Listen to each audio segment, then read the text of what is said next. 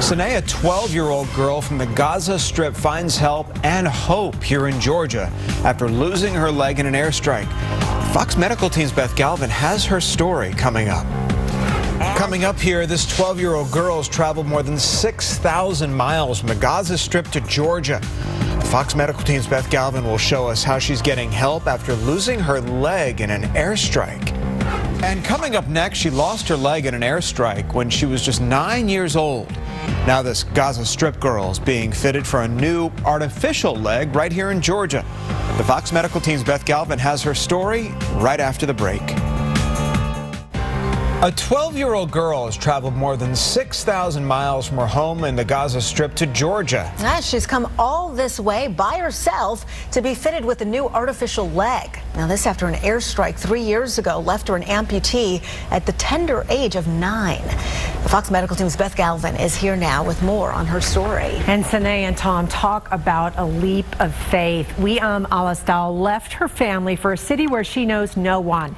She doesn't speak English, but a team of strangers here has moved mountains to get here to Atlanta, knowing that this trip could change everything.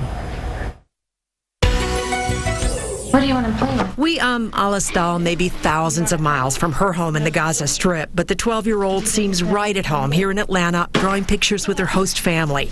And Lena Shahade, her host mom, says you would never know from looking at her how much this child has been through. She keeps a permanent smile on her face. She's very easygoing. She's so loving and very well behaved.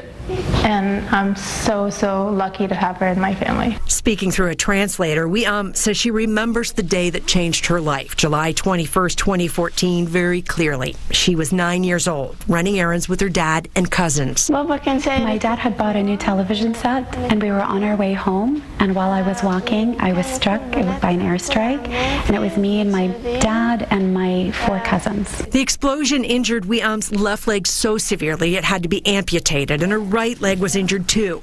But she's made peace with becoming an amputee, telling us it's God's will. It's what God wanted and what He meant for me, for it to happen. When I see her walk, it just breaks my heart. Because the very basic prosthetic leg that Wiam was given hasn't been easy to adjust to, especially for a child. It's not very functional. It's very long. I feel it's very uncomfortable and it's very heavy to walk with. And that's why the Palestine Children's Relief Fund teamed up with Child Spring International to bring Wiam to Georgia.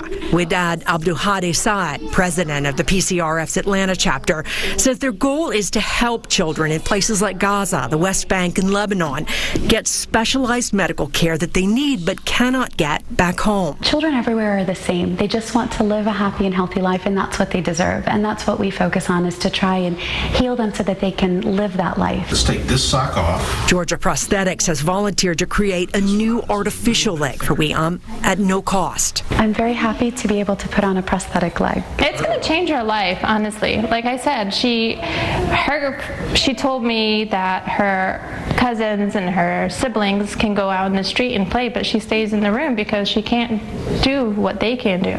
And now with the new leg, she's going to be able to run, she's going to be able to walk, she's going to be able to do everything the other kids can do. It will take a few more weeks to build and fit Wiam's new prosthesis, but already she's walking straight, she's walking with confidence. When we left there, she told me, I think today is the happiest day. And the hope is that Astal will go home not just happy, but feeling whole again. I'm very excited and I can't wait for it to finish, just so I can see the joy in her face and her parents as well. Wow.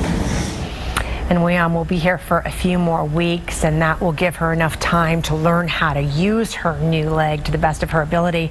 And we're going to be following her journey here in Atlanta and giving you updates on how she's doing. Tom and Sine. Oh, we look forward to that. Yes, yeah. And it takes a lot of courage to come halfway across the world.